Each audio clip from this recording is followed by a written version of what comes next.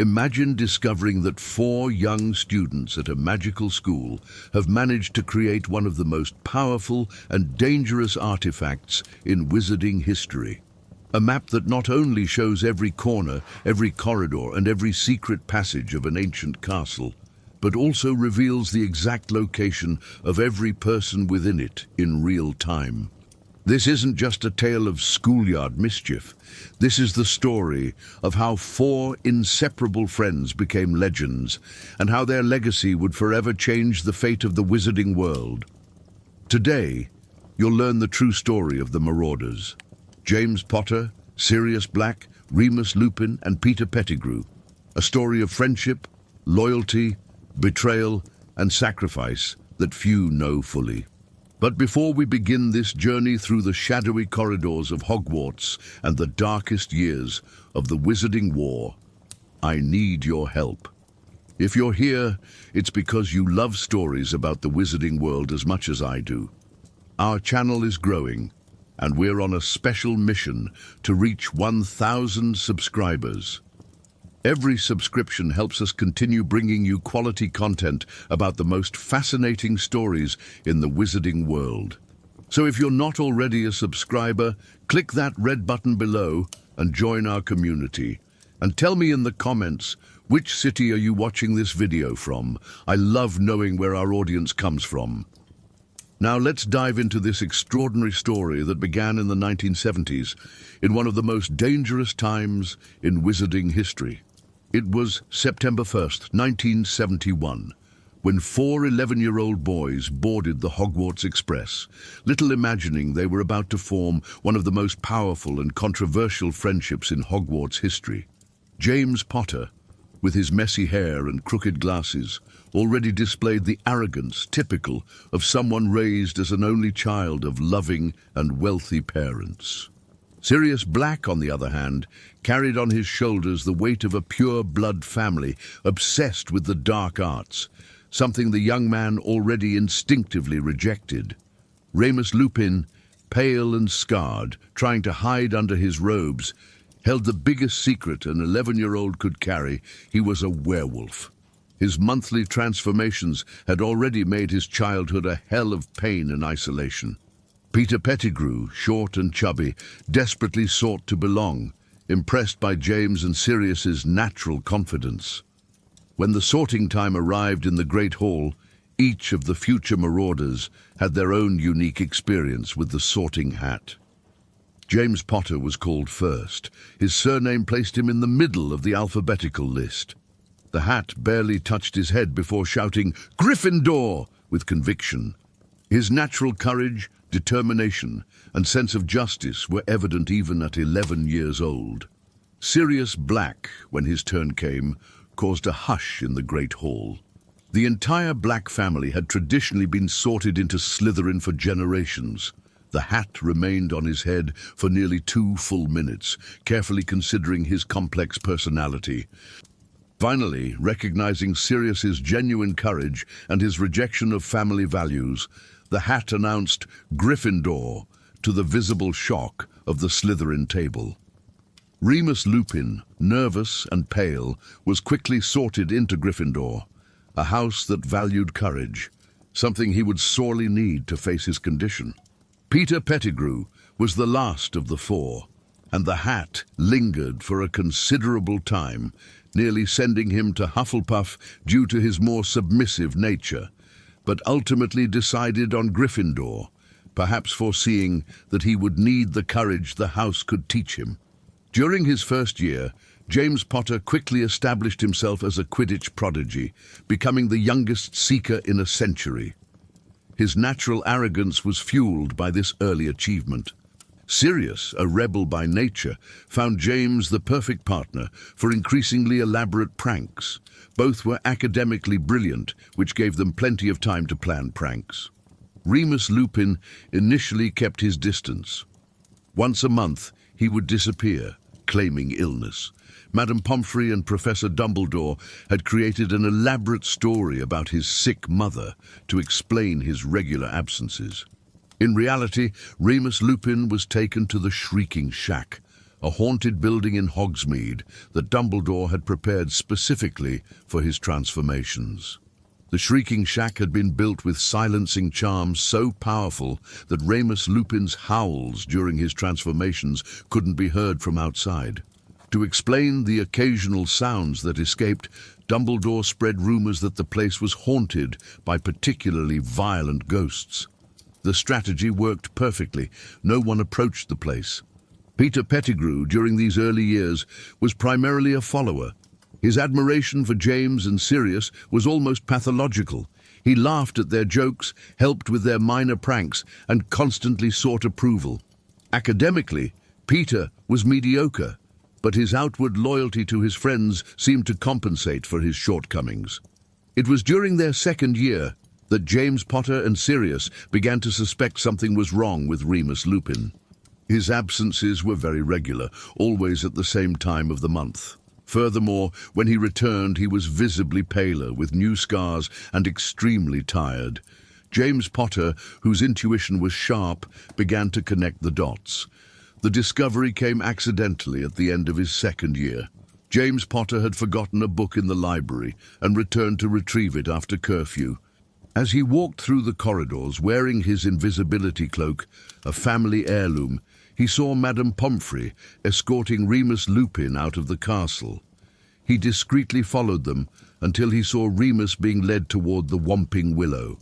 James watched, hidden, as Madame Pomfrey pressed a specific knot in the tree, stopping it from moving. She led Remus through a secret passage at the base of the tree. James waited all night, and when the sun rose, he saw Madame Pomfrey return alone, carrying torn and bloodied clothes. The revelation was shared with Sirius, who was initially shocked. Peter, upon learning, was terrified. But the reaction that mattered most was how they would treat Remus from then on. James, showing surprising maturity for his 12 years, decided that this wouldn't change anything. Sirius, ever loyal to his friends, immediately agreed. The decision to become Animagi was made during their third year in 1973. James had read about the werewolf condition and discovered that the presence of real animals could calm the beast during the transformation. Animagi, being transformed humans, could theoretically have the same effect. Transforming into an Animagus is one of the most complex and dangerous spells in existence. The process can take years to master, and a mistake can result in permanent deformity or death. For third-year students to attempt such a feat was not only unlikely, but virtually impossible. However, James Potter and Sirius Black were no ordinary students. James spent months studying in the restricted section of the library, using his invisibility cloak to access forbidden books after hours. Sirius, with his familiar knowledge of the dark arts, contributed insights into body transformations he had discreetly learned at Grimmauld Place. Even Peter, motivated by the possibility of finally contributing significantly to the group, dedicated himself to his studies with unprecedented zeal. The process began with identifying their inner animals through deep meditation and revealing potions. James discovered his form would be a stag, which explained his natural agility in Quidditch. Sirius would be a dog, reflecting his loyal yet rebellious nature.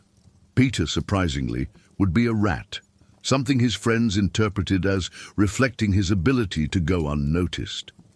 James's first successful transformation occurred during his fourth year on a full moon night in October 1974. He had practiced the partial transformation for months, first just his hands, then his arms, gradually progressing to the full transformation. The moment was witnessed by Sirius and Peter in the dormitory, and it marked the true birth of the Marauders.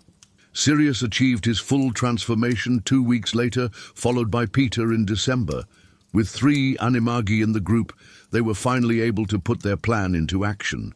The first time they watched Remus transform was one of the most tense nights of their lives. They hid under James's invisibility cloak until they reached the Whomping Willow. James, in his stag form, managed to press his antlers against the tree's knot, allowing everyone to pass. The tunnel leading to the Shrieking Shack was narrow and damp, and the sound of Remus's howls echoed off the stone walls.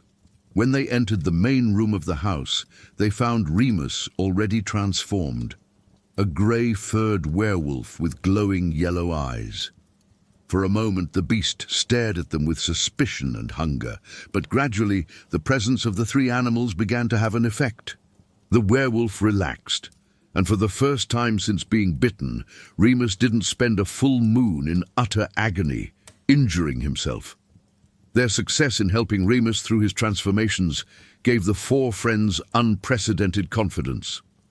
They had accomplished something adult wizards would consider impossible. This confidence led them to their next ambitious project, mapping Hogwarts completely, including all its secret passages. The project began during their 5th year in 1975.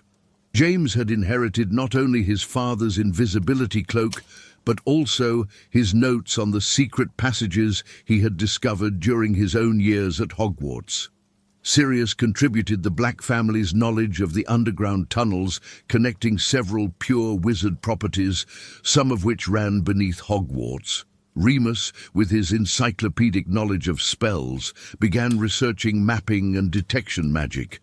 Peter, surprisingly, proved invaluable in this project. His rat form allowed him to explore tiny spaces and vents that were inaccessible to others, even in shape-shifting. The map itself was created using a combination of extremely advanced spells. The base spell was a modified version of the homunculus charm, which typically shows the location of people within a limited area. The Marauders managed to expand this spell to cover the entire castle and its grounds, a magical achievement that rivaled the wards created by Hogwarts' own founders. The most impressive part of the map was its ability to show people moving in real time. This required a deep understanding of vital detection spells and temporal mapping. James and Sirius worked for months to synchronize these spells, often practicing until the wee hours of the morning in the room of requirement. It was during the creation of the map that the Marauders' official nicknames were born. James became Prongs due to his antlers when transformed into a stag. Sirius became Padfoot, an ironic nickname considering his rebellious nature, but one that reflected his well-groomed appearance and natural charm. Remus became Moony due to his werewolf status. Peter was nicknamed Wormtail for his rat-like tail. These nicknames weren't just friendly names, they became their magical identities. When they programmed the map, each person left a unique magical mark tied to their nickname.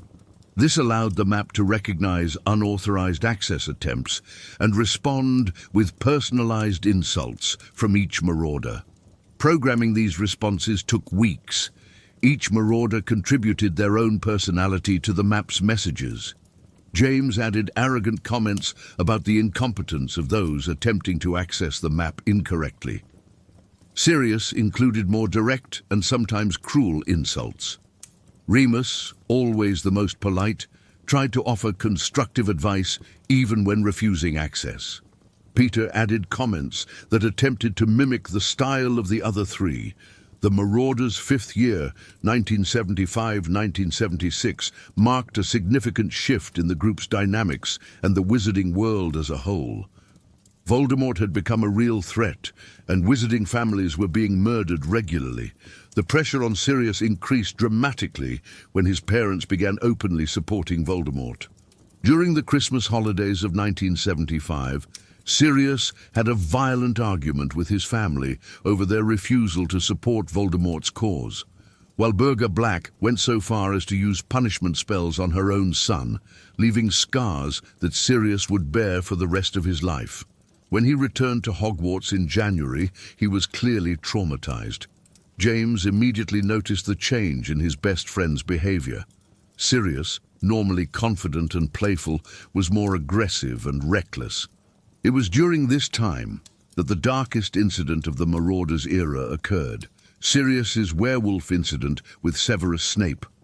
One full moon night, after a particularly nasty argument with Snape about his growing suspicions about Remus, Sirius made a mistake that nearly cost someone his life. He told Snape how to get to the Shrieking Shack while Remus was transforming, knowing full well that this would put Snape face to face with a werewolf. James, upon discovering what Sirius had done, ran after Snape and saved him at the last second, risking his own life in the process. Snape saw Remus transformed, but James managed to get him out before anything terrible happened. The incident created a life debt between James and Snape, something that would have ramifications decades later. During his final years at Hogwarts, subtle changes in Peter's personality began to manifest. As James matured and became less arrogant, especially after he began dating Lily Evans in 7th year and Sirius channeled his rebelliousness into a greater cause, Peter seemed increasingly insecure about his place in the group. The war raging outside the walls of Hogwarts was drawing closer. Entire families were being murdered, and the pressure was mounting on all young wizards to choose sides. For Peter, who had never been particularly brave or talented, the prospect of a real war was terrifying. Peter began to question whether he was on the winning side. Voldemort seemed unbeatable. His Death Eaters were growing in number and power, and even ancient and respected families were joining him. Peter's family lacked the Potter's wealth, the Blacks' proud rebelliousness, or Remus's exceptional intelligence. They were, in Peter's own words, ordinary wizards. This insecurity was carefully exploited by Death Eater recruiters who began approaching Hogwarts students during his 6th and 7th years. Peter never admitted it to his friends, but during his 7th year, he had several conversations with these recruiters who complimented him and made him feel special in a way he rarely experienced. When they graduated from Hogwarts in 1978, the 4 Marauders were immediately recruited by Dumbledore into the Order of the Phoenix. The organization had been formed specifically to combat Voldemort and his followers, operating in the shadows since the Ministry of Magic was proven incompetent or infiltrated. James and Lily, newlyweds, became some of the Order's most active members. James used his inherited wealth to fund operations, while his skills in shape-shifting and dueling made him valuable in combat. Lily, with her exceptional talent in spells and potions, quickly became one of the organization's top strategists. Sirius, finally completely disowned by the Black family, embraced the Order as his new family. His house at Grimmauld Place became one of the organization's unofficial headquarters.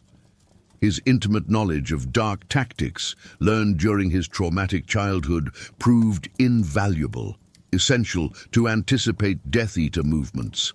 Remus, despite his werewolf status making him an outcast, even among those who fought against discrimination, was fully accepted into the Order.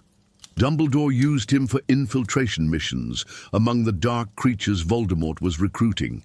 His intelligence and cautious nature made him perfect for espionage. Peter, the most reluctant of the 4, was accepted into the Order primarily on the recommendation of his friends. His abilities were limited, but his rat form made him useful for reconnaissance and secret messages. However, even within the Order, Peter felt inadequate and undervalued. The years 1978 to 1981 were the darkest in modern wizarding history. Voldemort was at the height of his power, and the Order of the Phoenix suffered devastating losses. Marlene McKinnon, a close friend of the Marauders, was murdered along with her entire family. Dorcas Meadows, another Order member, disappeared during a mission and was never found. James and Lily engaged in several direct battles against Voldemort, managing to escape encounters that killed dozens of other wizards. Their ability to work in perfect harmony, combined with each other's unique talents, made them formidable, but it also made them prime targets. Sirius often operated alone, using his dog form for infiltration and his family connections to gather information on Death Eater movements. He often disappeared for weeks, returning with crucial information, but also more physical and emotional scars. Remus continued his missions among the werewolves and other dark creatures, trying to prevent them from joining Voldemort. It was dangerous and lonely work, as he had to keep his loyalty to the Order a secret. He often returned wounded from encounters with his werewolf brothers who had chosen the dark side. During this period, Peter began to show clear signs of stress and paranoia. He was often nervous, startled by sudden noises, and began openly questioning whether the Order could truly win. His friends interpreted this as understandable fear, not realizing it was something far more dangerous. Peter's transformation from loyal friend to traitor didn't happen overnight. It was a gradual process of moral erosion that began with small acts of self-preservation and escalated into outright betrayal. During 1980, Peter began secretly passing minor information to the Death Eaters through intermediaries.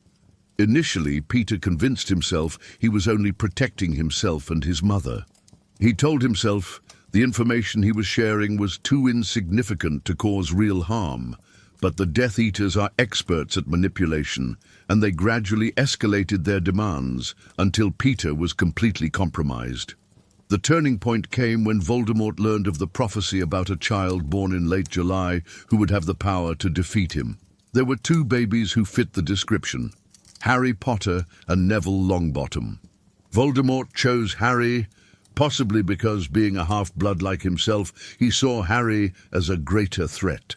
When it became clear that James, Lily, and Harry would need to go into hiding, Dumbledore suggested the Fidelius Charm, a spell that would make them impossible to find unless the Secret Keeper voluntarily revealed their location. James wanted Sirius to be the Keeper, but Sirius, in a moment of justifiable paranoia, suggested Peter. Sirius's logic was sound. No one would suspect Peter. Everyone would expect James to choose his best friend, Sirius, as guardian. Peter would be the perfect choice precisely because it was unexpected. James and Lily agreed, completely trusting their old school friend. Peter revealed the Potter's location to Voldemort on October 31st, 1981. He knew exactly what it would mean, the deaths of James, Lily, and Harry. But by that point, Peter was so consumed by fear and forced loyalty to Voldemort that he convinced himself he had no choice. Voldemort apparated to Godric's Hollow that night with complete confidence. The Fidelius Charm had been broken, and he could clearly see the house he had hidden in. James was playing with Harry in the living room when the house's wards were destroyed. Lily was upstairs. The battle was brief. James, wandless and trying to buy Lily and Harry time to escape, was killed instantly. Lily had only time to run to the nursery and try to shield Harry with her own body. When she refused to move, Voldemort killed her too. But when Voldemort tried to kill Harry, something unprecedented happened. Lily's sacrifice had created an ancient and powerful protection in the boy's blood. The killing curse rebounded, destroying Voldemort's physical body and leaving Harry with only a lightning-shaped scar. When Sirius learned of James and Lily's deaths, his first reaction was utter disbelief, followed by homicidal rage. He knew immediately there was a traitor, and his suspicion initially fell on Remus. After all, Remus had been absent on several recent missions, supposedly infiltrating the werewolves. But when Sirius arrived at the wreckage of the house in Godric's Hollow and found Hagrid carrying Harry, the reality of the situation hit him hard. He offered his flying motorcycle to Hagrid to take Harry to the Dursleys, a decision he would regret for the rest of his life, as it meant giving up his legal right to care for his godson. Sirius then set out to find Peter, the only one who could have revealed the Potter's location. He found him on a busy London street, surrounded by muggles. When Sirius confronted him, Peter made his final and most cruel move. Screaming loud enough for all the muggles to hear, Peter accused Sirius of treason. How could you, Sirius? How could you betray James and Lily? Then, before Sirius could react, Peter caused an explosion that killed 12 muggles, cut off his own finger and transformed into a rat, disappearing into the sewer. Sirius was arrested at the scene, found laughing hysterically, not with joy, but with utter despair at the realization of how he had been deceived. All the evidence pointed to him. He was James's best friend. He had access to the house, and Peter, apparently dead, had publicly accused him before his death. What made the situation even more tragic was that Sirius never received a trial. The Ministry of Magic, panicked after Voldemort's fall and eager to demonstrate decisive action, sent him directly to Azkaban. Barty Crouch Sr., then head of the Department of Magical Law Enforcement, personally authorized the imprisonment without trial. In Azkaban, Sirius was placed in one of the most secure cells, reserved for the most dangerous criminals. The Dementors constantly fed on his joy and hope, leaving him with only his darkest memories. But ironically, it was his Animagus form that saved him from complete madness. The Dementors have difficulty affecting the minds of animals. With Sirius's arrest, Remus was left completely alone. He had lost 3 of his best friends in a single night. James and Lily were dead, Sirius was in Azkaban for treason, and Peter had apparently been murdered by Sirius. For years, Remus believed Sirius was guilty. The war was over, but Remus's life became even more difficult. Without the support of his friends, he couldn't hold down a job for long. As soon as employers discovered his werewolf status, he was immediately fired. He lived in poverty for over a decade, surviving on odd jobs and the charity of a few remaining members of the Order. The loneliness was perhaps the worst part. Remus spent over 12 years believing that there was, misinterpreted completely, one of his best friends.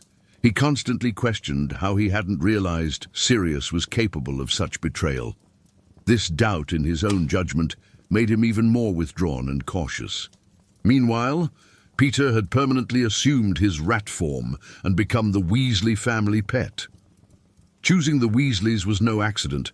They were a respected pure-blood family, but too poor to be the focus of attention from the remaining Death Eaters, and too large for anyone to pay much attention to a rat.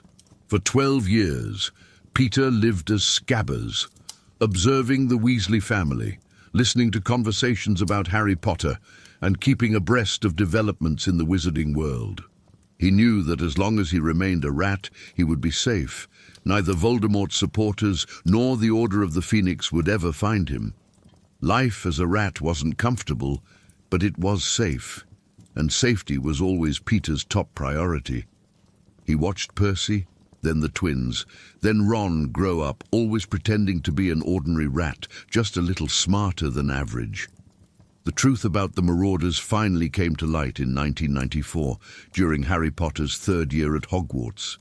A series of events culminated in the revelation that Sirius Black had escaped from Azkaban, not to kill Harry as everyone thought, but to capture Peter Pettigrew and clear his name. The discovery that Scabbers was actually Peter Pettigrew shocked everyone, especially Ron Weasley, who had cared for the rat for years. When forced to return to human form, Peter was confronted with Sirius and Remus together for the first time in 12 years. The confrontation in the Shrieking Shack, the same place where the Marauders used to gather during full moons, was emotionally charged. Peter tried to appeal to their old friendship, reminding Sirius and Remus of how close they had once been. But his pleas fell on deaf ears when he admitted to betraying James and Lily to Voldemort. The Marauders' story is fundamentally a tragedy about how war and fear can corrupt even the strongest friendships. James Potter died too young, before he could see his son grow up or realize his full potential. Sirius spent the best years of his adult life unjustly imprisoned, and when he was finally released, he had only 2 years of freedom before being killed by his own cousin, Bellatrix Lestrange, during the battle at the Ministry of Magic. Remus Lupin carried the weight of loneliness and guilt for over a decade, believing he had failed to recognize the betrayal of a close friend. Even after the truth was revealed, he never fully recovered from the trauma of losing so many friends at once. Peter Pettigrew, the traitor, spent years living a lie, and when finally confronted with his choices, he was unable to find redemption. But the Marauders' story isn't just about tragedy. It's also about the extraordinary magic that can emerge when talented people unite for a common cause. The Marauders map remains one of the most impressive magical creations ever made by students, rivaling artifacts created by experienced adult wizards. Transforming into Animagi at 15 is a feat few adult wizards can achieve. The fact that 3 teenagers achieved this solely out of a desire to help a friend demonstrates the power of true friendship and loyalty. Most importantly, the Marauders demonstrated that family isn't just blood. When Sirius was rejected by the Blacks for refusing to support Voldemort, he found a new family in James, Lily, Remus, and even Peter. James and Lily loved him like a brother, and he loved Harry like a son. The Marauders' actions had consequences that extended far beyond their own lives. James and Lily's sacrifice created the protection that allowed Harry to survive the killing curse, something that completely changed the course of the war against Voldemort. The Marauders' map became a crucial tool in Harry Potter's education, allowing him to navigate Hogwarts and uncover secrets that would be vital in his fight against the forces of darkness. More symbolically, the map represented continuity between generations. Harry's parents, through his upbringing, continued to protect and guide him even after their deaths. Sirius, during his 2 years of freedom, managed to give Harry something the boy had never had: a real connection with his parents. Through Sirius's stories, Harry got to know James and Lily not as the saintly martyrs everyone portrayed, but as real people with flaws and virtues. The Marauders' story offers several profound lessons about friendship, loyalty, courage, and the choices that define our lives. James Potter learned to overcome his youthful arrogance and became a man who would sacrifice everything for his family. His evolution from a cocky teenager to a loving husband and father shows that people can change for the better. Sirius Black demonstrated that we can choose our own family and our own values, regardless of where we were born. His rejection of his family's pure-blood ideology, even knowing it would cost him everything, demonstrates extraordinary moral courage. Remus Lupin proved that our limitations don't define who we are. Despite being a werewolf in a society that discriminated against creatures like him, Remus became one of the most respected wizards of his generation through his intelligence, kindness, and integrity. But the story also shows how blind loyalty can be dangerous. Peter's absolute loyalty to the Marauders initially protected and included him, but when he felt that loyalty would not be reciprocated in times of trouble, it turned to resentment and eventually betrayal. The incident with Severus Snape during their 5th year shows how even close friends can make terrible mistakes when driven by anger or revenge. Sirius nearly caused Snape's death, and only James's intervention prevented a tragedy that would have destroyed lives and friendships. The story of the Marauders teaches us that true legacy lies not in the mischief we pull or the magical maps we create, but in the love we leave behind and the impact we have on the lives of others. James Potter, the arrogant young man who matured into a man of principle, left a son who would save the wizarding world. Sirius Black, the rebel who chose love over hate, left a legacy of courage and loyalty that inspired a new generation. Remus Lupin, who overcame prejudice and discrimination through kindness and wisdom, showed that our limitations do not define our worth.